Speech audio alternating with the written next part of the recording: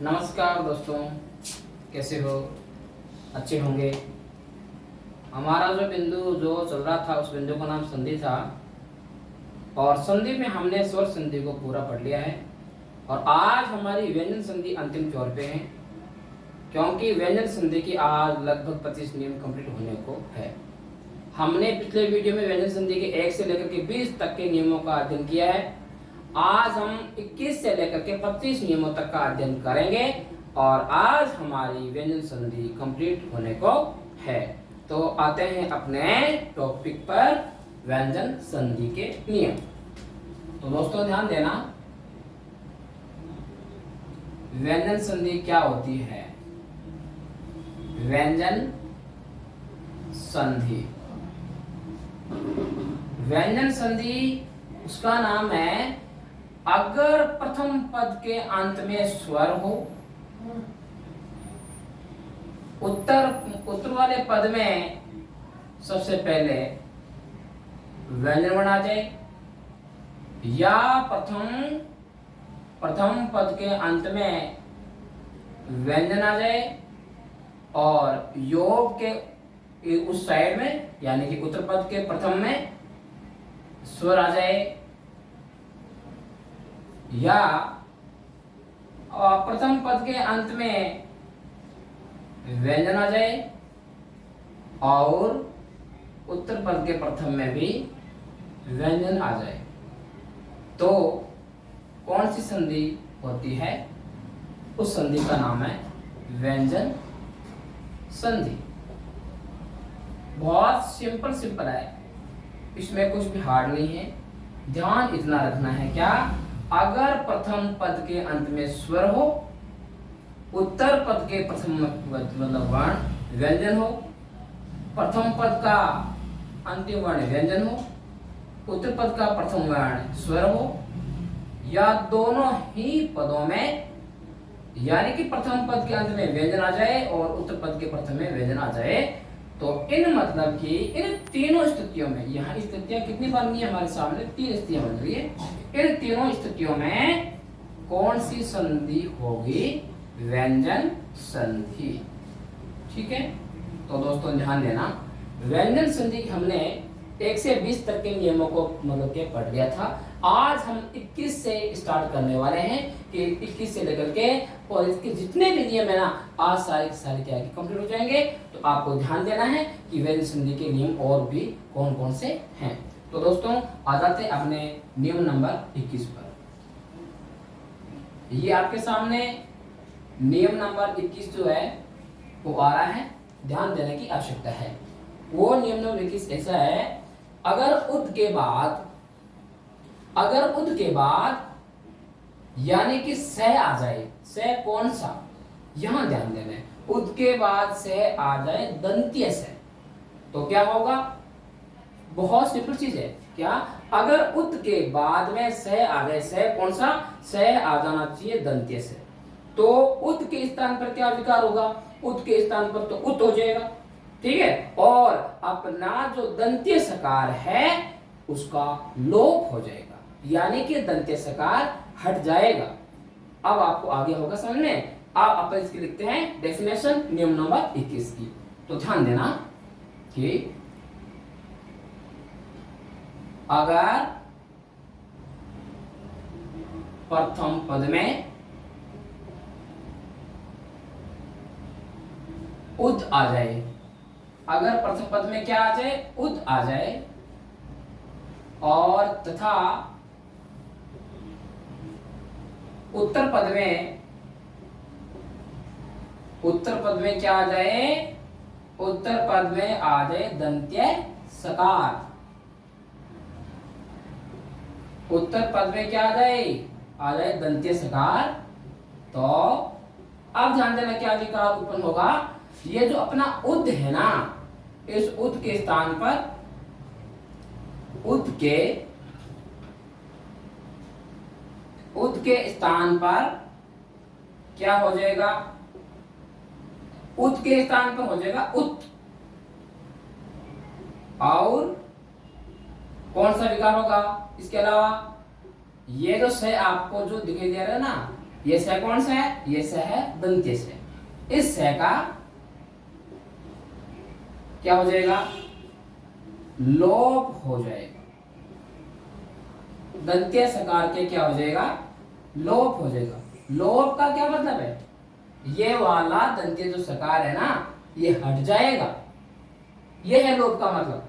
ठीक है, अब एक बार इसको ध्यान से सुनो। अगर प्रथम पद में उद आ जाए, क्या आ जाए? उद। ये जो द है ना, ये क्या है? द मैंने किया है हलंत है। और उत्तर पद में क्या आ जाए? सकार आ जाए। कौन सा? ये वाला दंत्य सकार है। अगर उत्तर पद में दंत्य सकार आ जाए तो उद के स्थान पर क्या विकार उत्पन्न होगा? उद के स्थान पर उत हो जाएगा। और इसके अलावा ये जो अपना है ना, ये कौन सा? ये दंत्य सकार, इसका लोप हो जाएगा। ये था अपना नियम नंबर 21। अब आप इसको एक एग्जांपल से समझे। ध्यान देना दोस्तों, एग्जांपल नंबर फर्स्ट है कि उत, ये है अपना कौन सा पद? ये अपना है बेटा प्रथम पद। उद आ गया। उद के बाद में देखो उत्तर पद में क्या आ रहा है? स्थान। अब देखो ये हमारा उत्तर पद था। उत्तर पद के प्रथम वर्ण में क्या आ गया? दंत्य सकार। है ना, ये स है। कौन सा? ये है दंत्य सकार। तो ध्यान दो कि उद के स्थान पर क्या विकार उत्पन्न हो जाएगा? उद के स्थान पर हो जाएगा उत। यही इसमें लिखा हुआ था क्या? कि उद के स्थान पर उत हो जाएगा। ये देखो उद का क्या बन गया? उत बन गया। और फिर क्या होगा? ये जो आप देख रहे हो ना दंत्य सकार, कौन सा है? ये दंत्य सकार हलंत के रूप में है, यानी कि यह स्वर रहित है। तो ये जो आपके सामने ये दंत्य सकार दिखाई दे रहा है, इसका क्या हो जाएगा? लोप हो जाएगा। ये वाला दंत्य सकार हट जाएगा। तो पीछे क्या बचेगा? पीछे बचेगा थान। अब इस दोनों पदों को जोड़ के देखते हैं क्या बनता है शब्द। अपना शब्द बन गया अपना उत्थान। उद योग स्थान। तो अपना शब्द क्या बन जाएगा? नियम नंबर 21 के अकॉर्डिंग उत्थान बन जाएगा। अब आपको समझा गया होगा कि 21 नंबर जो था वो क्या है। इसको एक एग्जांपल से अपन और समझते हैं। जैसे ये एग्जांपल नंबर मैंने 2 लिखा है।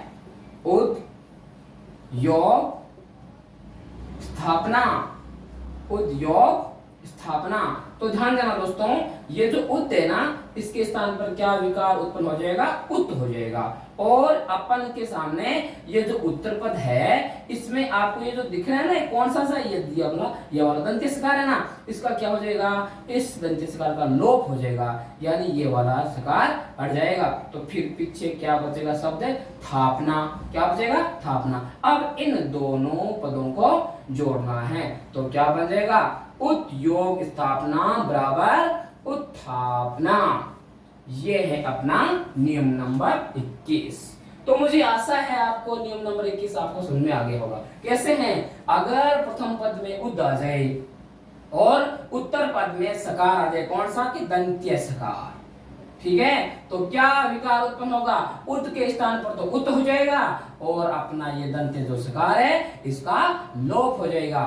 तो फिर अपना ये वाला नियम कंप्लीट हो गया है। ठीक है, अब अपन करते हैं नियम नंबर 22 की चर्चा। तो मुझे आशा है कि नियम नंबर जो 21 है वो आपको बिल्कुल समझ में आ गया होगा। ठीक है, इसके बाद अपन नियम नंबर 22 की चर्चा करेंगे। ठीक है, अब मैं 21 वाले नियम को यहाँ से हटा रहा हूँ क्योंकि आपके समझ में आ गया होगा। फिर अपन बात करेंगे नियम नंबर 22 की। नियम नंबर जो 21 है ना, बहुत इंपॉर्टेंट नियम है। ठीक है, और आज अपन जितने भी नियम पढ़ेंगे वो सारे के सारे नियम इंपॉर्टेंट है। एग्जाम में मतलब क्या है, चाहे एग्जाम है ना कोई भी हो, एसआई का हो, रीट का हो, पटवार का हो, वीडियो का हो, कोई भी एग्जाम हो, उसमें संधि से संबंधित सवाल पूछे जाते हैं। और ज्यादातर सवाल कौन सी संधि में से आते हैं? व्यंजन संधि में से। इसलिए अपने को व्यंजन संधि के सारे जो नियम है उसका अच्छा सा अध्ययन करना है। दोस्तों ध्यान देना, अब आपके सामने क्या रहा है? नियम नंबर 22 जो है वो आ रहा है, ध्यान देना। देखो क्या है नियम नंबर 22। नियम नंबर 22 दोस्तों ध्यान देना, क्या कि अगर प्रथम पद में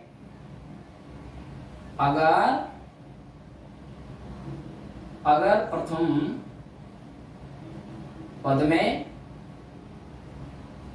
री आ जाए, ये री कौन सी है? लघु री, लघु री आ जाए, रे आ जाए, ये सकार कौन सा है? ये सकार है मूर्धन्य सकार। अगर प्रथम पद में री लघु री आ जाए, रे आ जाए और मूर्धन्य सकार आ जाए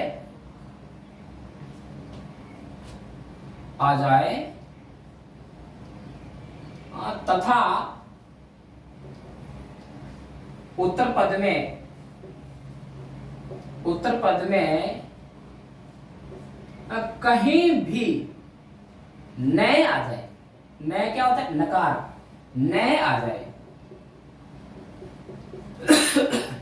तो क्या विकार उत्पन्न होगा? अब ध्यान देने की बात है यहाँ, अगर प्रथम पद में लघु री आ जाए, रे आ जाए और अपना मूर्धन्य सकार आ जाए तो उत्तर पद में कहीं भी नकार आ जाए तो देखना कि क्या विकार उत्पन्न होगा।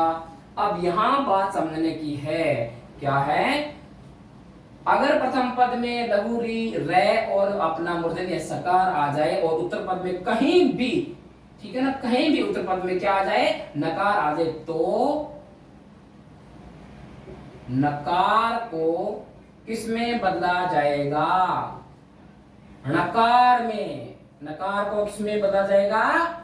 नकार को बदला जाएगा णकार में, णकार में बदला जाएगा।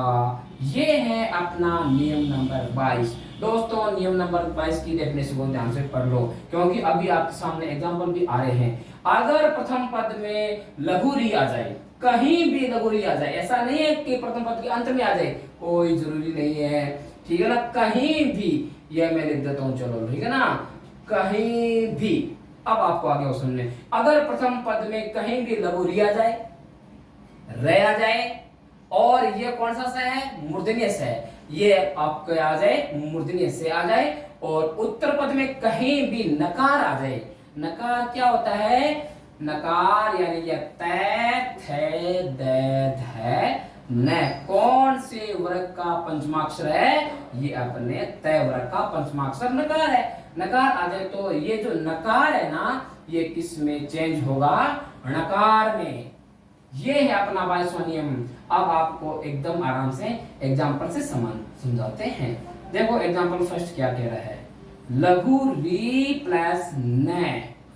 मैंने कहा था लघु री कहीं भी आ सकती है प्रथम पद में और उत्तर पद में क्या आ जाना चाहिए? नकार। तो यहाँ देखो ये लघु री आ गई और यहाँ पे क्या आ गया? नकार आ गया। तो ये जो नकार है ना, ये किस में चेंज हो जाएगा? णकार में, और बाकी सारा सेम का सेम। तो अपना शब्द क्या बन जाएगा? री प्लस न इक्वल टू ऋण। अब आपको इस वाली री से तो आगे होगा समझने। आप एक एग्जांपल आप और देखेंगे, ठीक है ना, एक एग्जांपल आप और देखेंगे, बहुत सिंपल है, ज्यादा इसमें दिक्कत वाली बात नहीं है। देखना शब्द आ जाए अपना कैप्रिस योग न। अब इस वाले शब्द में आपको री की मात्रा दिखाई दे रही है ना, ये री देखो इस कै के नीचे री की मात्रा दिखाई दे रही है ना। जैसे ही अपन इस वाले शब्द का करेंगे शाब्दिक विच्छेद, यहाँ पे हो जाएगा कै हलंत यानी कि स्वरित हो गया और लघु री बाहर निकल जाएगी और पीछे क्या आ जाएगा? सकार कौन सा? मूर्धन्य। ये था इस वाले पद का शाब्दिक विच्छेद। अब देखो दोस्तों क्या इसमें री की मात्रा है कि नहीं है? री की मात्रा है ना, री है ना। तो देख मैंने क्या कहा था कि अगर प्रथम पद में री आ जाए, कौन सी री है? लघु री है, और उत्तर पद में क्या आ जाए? नकार आ जाए, तो क्या आदेश होगा? ध्यान दो दोस्तों, इसमें क्या आदेश होगा? ये जो अपना नकार है ना, बस ओनली फॉर इसी को ही विकार के रूप में चेंज करना है। किसमें? णकार में। तो अपना शब्द क्या बन जाएगा? कृष्ण। ये इसका दूसरा एग्जाम्पल है। अब आप इसका एक एग्जाम्पल और ध्यान से समझिए दोस्तों। ऐसा है, हाँ ये वाला एग्जाम्पल बहुत बहुत मस्त है। देखना कि अपना आ गया प्रथम पद में क्या आ गया? प्री दूसरा पद उत्तर पद में क्या आ गया, मान। आप बता सकते हो आप भी कि इसका क्या बनेगा, शब्द क्या बन जाएगा। ओनली फॉर ये जो नकार दिखाई दे रहा है, न दिखाई दे रहा है ना, यही चेंज होगा नकार में, बाकी सारा सेम आएगा। तो क्या शब्द बन जाएगा, प्रीमान, है ना। एक एग्जांपल और दे रहा हूं, इसका आपको करना है कि प्रयोग नाम। अब दोस्तों बताओ इसका क्या शब्द बन जाएगा। मुझे आशा है ये आपको एग्जांपल मतलब क्या है कि समझ में आगे होगा, आपको इसका आंसर आ जाएगा, है ना दोस्तों। इसका बनेगा शब्द परिणाम, ठीक है। तो ये था अपना कौन सा नियम, 22वां नियम। व्यंजन संधि के 22 नियम आज कंप्लीट हो गए, है ना। अभी भी आगे और नियम है, अभी रुको 2-3 नियम और बाकी पड़े, ठीक है। 2-3 नियम हो जाएंगे ना, उसके बाद आपको दे देंगे आज इजाजत। लेकिन अभी नहीं, रुकना पड़ेगा, है ना, क्योंकि व्यंजन संधि के 2-3 नियम क्या है, बाकी पड़े हैं ना। तो ध्यान देना, 22 नियम आज हमने कंप्लीट कर लिए हैं। अब हमें क्या करना है, 2-3 इसके नियम और हैं, उसको आराम से समझो। अगर आपको समझ में नहीं आए तो क्या करोगे आप, है ना, कमेंट बॉक्स में कमेंट छोड़ देना, मैं आराम से देख लूंगा, आपकी जो भी समस्या है उसका समाधान किया जाएगा, ठीक है। और आपको संतोषपूर्वक आपको रिप्लाई भी भेजा जाएगा। दोस्तों ध्यान देना, नियम नंबर क्या कहता है व्यंजन संधि का, नियम नंबर, अब अपन बात करते हैं नियम नंबर 23 की बात करते हैं। नियम नंबर 23, नियम नंबर 23। इस नियम नंबर ये जो है ना 23 है ना, इस नियम का कुछ नाम है। क्या नाम है, ध्यान दो। न लोप का नियम, नए लोप का नियम। दोस्तों ये नियम बुक में कहीं नहीं मिलने वाला है, ध्यान देना, ठीक है ना। इस नियम को एकदम गौर से आप पढ़ोगे। नए लोप का नियम कौन सा है, आ गया नया, है ना। इस नियम को ध्यान से पढ़ोगे तो आप ध्यान देना कि अगर प्रथम पद में, अगर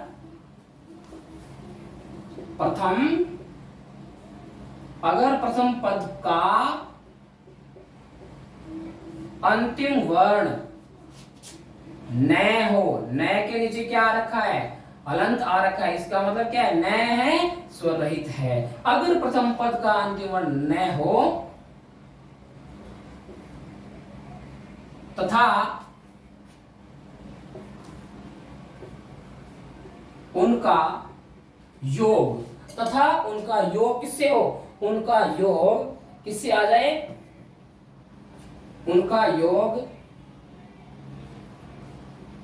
किसी भी वर्ण से हो जाए, किसी भी वर्ण से हो जाए। किसी भी वर्ण मतलब क्या है, चाहे तो आ सकता है यहाँ पर ना, या आ सकता है स्वर भी, या आ सकता है व्यंजन भी, कोई सा भी आ सकता है। इसलिए मैंने लिख दिया है उनका योग किसी भी वर्ण से, है ना। यानी कि इसमें क्या आ सकते हैं, इसमें आ सकते हैं स्वर भी आ सकते हैं, व्यंजन भी आ सकते हैं, कहाँ, उत्तर पद में।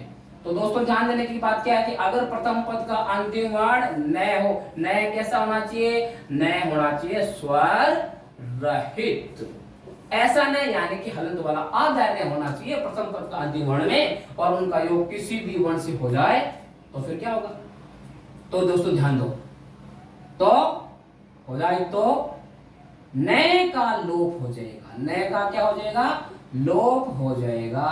क्योंकि नियम नंबर अपना ये जो ना, तो कौन से वाला 23 वाला, इसके ऊपरी पर क्या लिखा था मैंने, न लोप का नियम, इसलिए इसमें लोप क्या होगा, न ही लोप होगा, और कुछ भी लोप होने वाला नहीं है। क्या अब आप इसको एग्जांपल से समझोगे ना। अब ध्यान देना कि इसका एग्जांपल क्या कह रहा है, देखना। ये है हमारा प्रथम पद, युवान, न क्या है, स्वर रहित है, न के नीचे क्या हुआ ना, हलंत। युवान योग अवस्था, मैंने क्या कहा था, उत्तर पद में या तो आ सकता है स्वर या आ सकता है व्यंजन। दोस्तों ध्यान देना, इसके उत्तर पद में क्या आ गया, ए क्या होता है, स्वर होता है। हमारे हिंदी में 11 होते हैं ना, जो ए आ लघु ई, है ना, बड़ी ई, लघु ऊ और बड़ा ऊ, री ए ऐ ओ औ, 11 जो स्वर होते हैं ना उनमें से ए भी क्या होता है, स्वर होता है। तो यहाँ उत्तर पद में क्या आ गया, ए आ गया, है ना। तो दोस्तों ध्यान देना कि प्रथम पद में क्या हो, न हो। कैसा न होना चाहिए, न होना चाहिए स्वर रहित। यह हमारे पास में आ गया, न कैसा, स्वर रहित आ गया। उत्तर जो ना उत्तर पद, इसमें क्या आ गया, इसमें आ गया स्वर आ गया। तो फिर क्या इसका विकार क्या होगा, ओनली फॉर क्या करना, कुछ नहीं करना, इस आधे न का लोप करना है। तो हमारा शब्द क्या बन जाएगा, युवावस्था। युवान योग अवस्था इक्वल युवावस्था। एक एग्जाम्पल इसका और देख लेते हैं, आपको अच्छा समझ में आ जाएगा। दोस्तों ध्यान देना, ये मैंने लिख दिया है आपके सामने प्रथम पद प्राणी, है ना, और मैंने उत्तर पद में क्या लिख दिया, मात्र। दोस्तों ध्यान देना, इधर क्या था, इधर था अपना स्वर, और यहाँ क्या है, व्यंजन।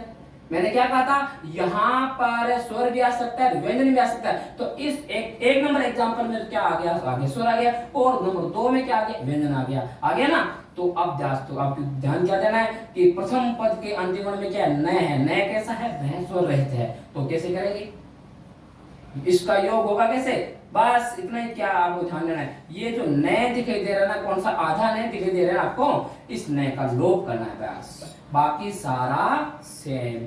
तो अपना शब्द क्या बन जाएगा, प्राणी मात्र।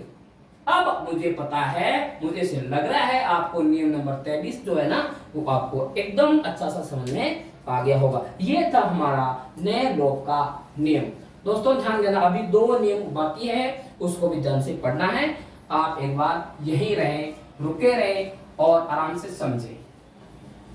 अब हम नियम नंबर इसके पढ़ेंगे 23 और 24 को, ठीक है। तो दोस्तों ध्यान ये देना है, नियम नंबर ये जो तो क्या ना 23 और 24 है ना, इसके प्रथम जो होगा पद, उसमें उपसर्ग आपको दिखेगा। क्या दिखेगा, उपसर्ग दिखेगा। नियम नंबर 23 और ये ना 24 में दोनों एक साथ लिखूंगा, आपको ध्यान देना, दोनों ही एक साथ ही आपको समझने हैं। देखना इधर लिखता हूं मैं नियम नंबर 23, नियम 23, और यहां मैं लिख देता हूं नियम नंबर 24। नियम एकदम स्मॉल है, एकदम नियम अच्छे, मतलब कि छोटे छोटे नियम है, लेकिन इंपॉर्टेंट बहुत, इसलिए आपको ध्यान देने की आवश्यकता है। दोस्तों ध्यान देना, मैंने क्या कहा था कि नियम नंबर 23 और 24 का आपको प्रथम पद में क्या मिलेगा, प्रथम पद में आपको उपसर्ग मिलेगा। क्या मिलेगा, उपसर्ग मिलेगा। प्रथम पद में आपको क्या मिलेगा, उपसर्ग मिल जाएगा, ठीक है ना। तो ध्यान देना, नियम नंबर 23 और 24 आपको दोनों एक साथ ही करने हैं, एकदम अच्छे से ध्यान लगा के करने हैं। दोस्तों ध्यान देना कि क्या कह रहा है नियम नंबर 23, अगर इसमें मैंने कौन सा उपसर्ग लिख दिया, निर, और नियम नंबर 24 में मैंने कौन सा उपसर्ग लिख दिया, दुर। दोस्तों ध्यान देना, यहां नी कौन सी है, लघु नी। यहां ये वाला दू कौन सा है, लघु दू। यानी मेरे कहने का मतलब कि इसमें लघु ऊ की मात्रा लगी हुई है ना, और इसमें लघु ई की मात्रा लगी हुई है। और यहाँ क्या है, यहाँ आधार है। आधार है बोलते किसको है, आधार है बोलते हैं, स्वर रहित जो रे होता है ना, उसको आधार है बोलते हैं। तो ये क्या है, रे, ये रे है, स्वर रहित रे है। इसमें भी क्या है, रे, इसमें भी रे है, स्वर रहित रे है। अब इनका योग किससे हो जाए, रे से हो जाए। किससे हो जाए, रे से हो जाए। इसका भी योग किससे हो जाए, योग रे से हो जाए। तो फिर क्या विकार उत्पन्न होगा।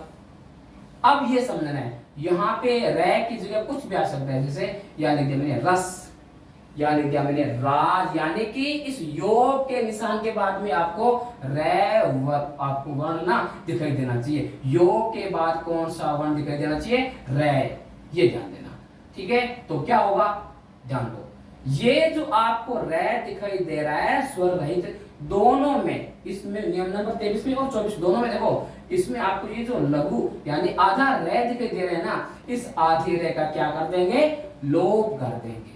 आधे रे का बोलो क्या हो जाएगा, लोप हो जाएगा। फिर और क्या होगा, विकार उत्पन्न। ये जो लघु नी है ना, न के ऊपर जो लघु ई की मात्रा लगी है ना, इस लघु ई की मात्रा का क्या बन जाएगा, दीर्घ ई बन जाएगा। ये आपको ध्यान देना है। लघु ई की मात्रा जो थी वो किस में चेंज हो गई, बड़ी ई की मात्रा में, ठीक है। और फिर आगे जो लिखा रखा है शब्द वो पूरा पूरा सेम आएगा, तो इसमें शब्द क्या बन जाएगा, नीरस।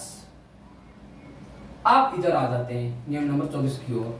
रे जो आपको ये दिखाई दे रहा है आधार है, ये इसका तो क्या होगा, लोप होगा। और इसमें क्या विकार उत्पन्न होगा, ये जो आपके सामने दिखाई दे रहा दे, इसके नीचे जो लघु ई की मात्रा लगी हुई है, ये लघु ऊ की मात्रा किसमें होगी चेंज, ये हो जाएगी बड़े ऊ में चेंज हो जाएगी, है ना। और आगे वाला शब्द पूरा का पूरा सेम आ जाएगा, तो हमारा शब्द क्या बन जाएगा, दुराज। दोस्तों इसमें इतनी ही बात समझनी है, आधे रे का लोप करना है, आधे वाले रे का लोप करना है, और लघु जो मात्रा है उसको कौन सी मात्रा बनानी है, बड़ी वाली मात्रा बनानी है।